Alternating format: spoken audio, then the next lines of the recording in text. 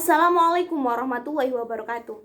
Perkenalkan, nama saya Ayu Rahmal Fasania dari Delegasi SMA Negeri 1 Randu Dongkal, Dewan Juri yang terhormat, dan tim afirmasi yang saya hargai. Sebagai tim oposisi, penilaian saya terhadap debat kali ini memiliki tujuan, yaitu dengan mencari jalan pintas lain untuk menjadi solusi krisis energi kita. Sebelum masuk pada pendapat saya akan terlebih dahulu memberikan sanggahan saya terhadap pendapat tim afirmasi. Tim afirmasi sudah baik dalam memberikan pendapat mengenai mosi kali ini, tetapi ada banyak poin yang harus diluruskan pada debat kali ini.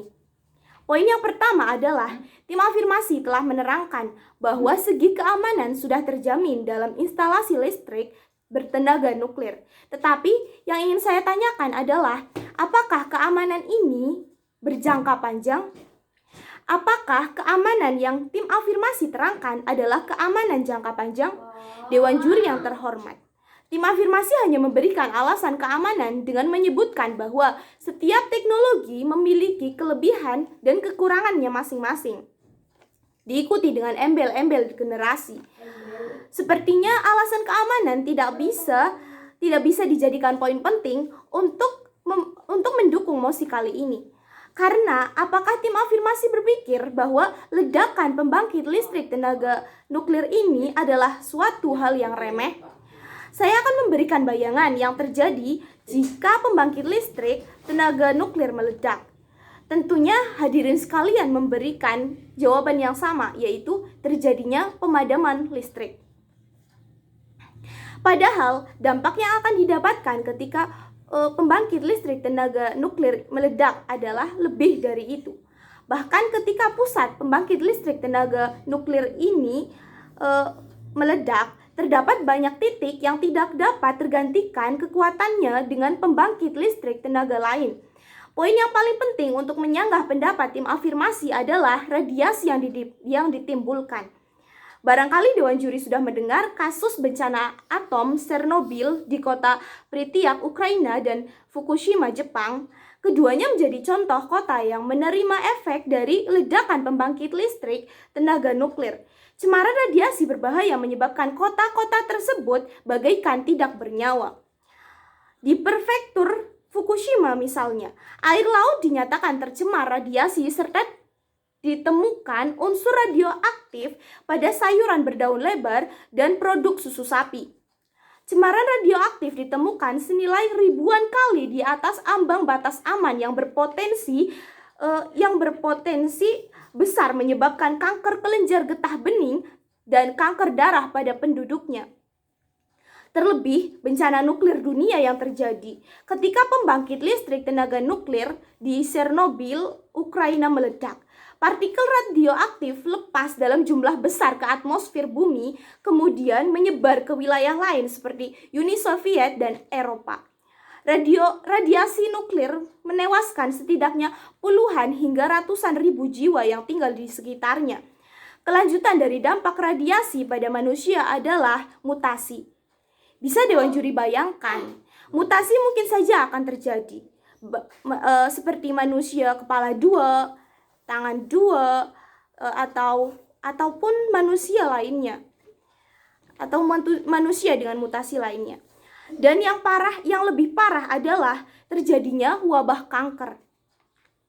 Dewan Juri yang terhormat, radiasi dapat mengaktifkan sel kanker pada manusia dengan cepat, bahkan dapat menduplikasikan gen pada tubuh manusia.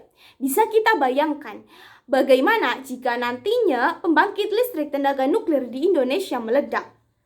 Poin selanjutnya yang harus tim afirmasi pertimbangkan pada keamanan PLTN nuklir adalah bencana alam. Setelah pembangkit listrik tenaga nuklir meledak, maka lingkungan di pusat pembangkit listrik tenaga nuklir di Indonesia juga ikut berubah. Seiring berjalannya waktu, lapisan atmosfer akan menipis sekitar 22%.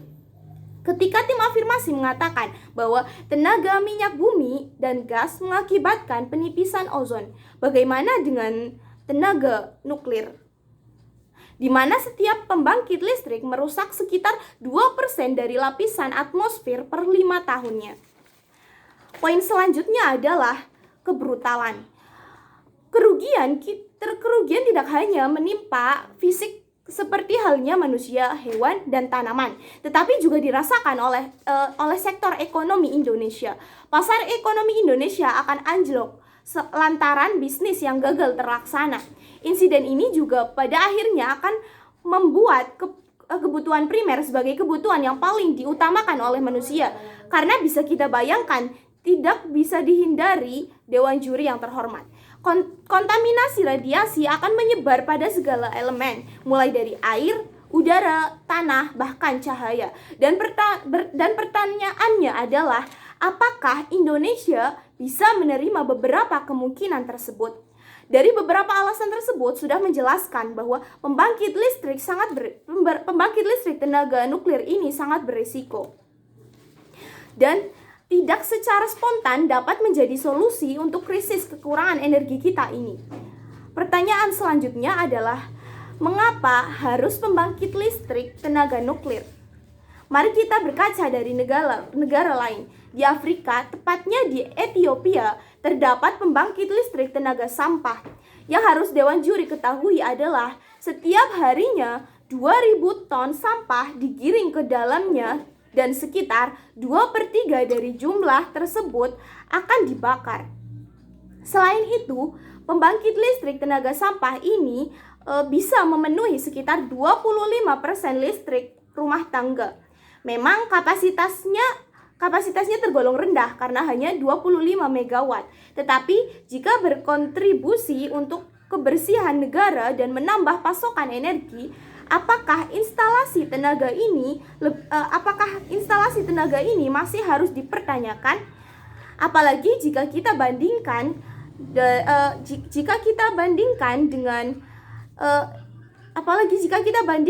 dari pembangkit listrik tenaga sampah ini lebih kecil dibandingkan dengan pembangkit listrik tenaga nuklir. Selain itu, instalasi ini juga mencegah pencemaran air tanah oleh bahan kimia beracun, serta mereduksi gas metan yang dibuang ke atmosfer. Jadi, solusi saya pada debat kali ini adalah, daripada mengambil resiko dengan menjadikan energi nuklir sebagai solusi krisis kekurangan energi kita, lebih baik menggunakan tenaga sampah yang lebih ramah lingkungan.